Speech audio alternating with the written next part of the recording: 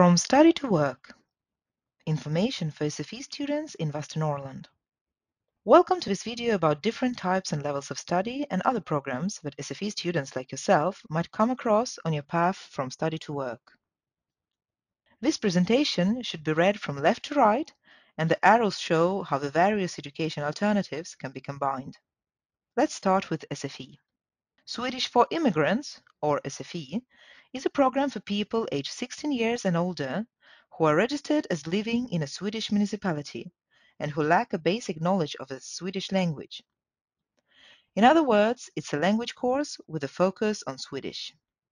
For most students, compulsory school level studies known as grundläggande programs follow studies at SFI. Grundläggande programs are for students who complete SFI or who have not complete compulsory school education. Completing grundläggande studies means you'll be educated to the level of school year 9 at Sweden's compulsory schools. After grundläggande studies, many students continue on to gymnasial level education, which is equivalent to studies at Sweden's upper secondary schools.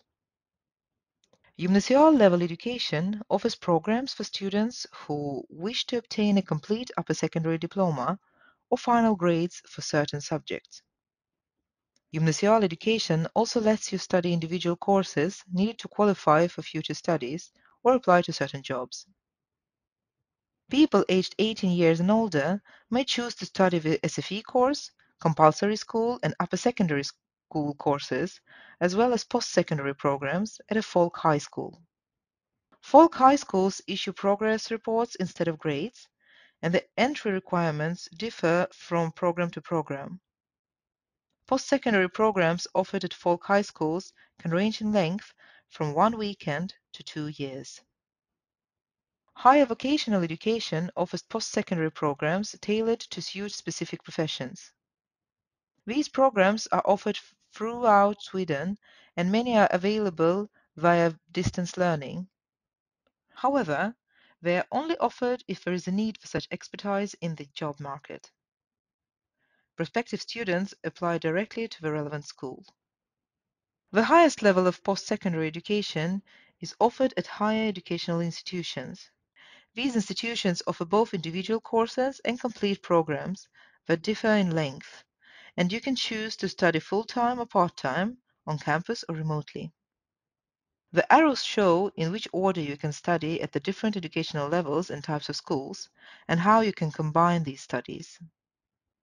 Besides the education options already presented, there is a range of separate programs that can help you reach your goal.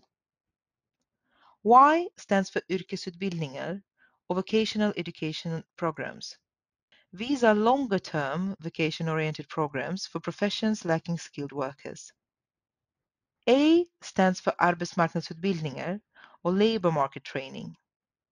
These are short, vocation-oriented programs for professions lacking skilled workers.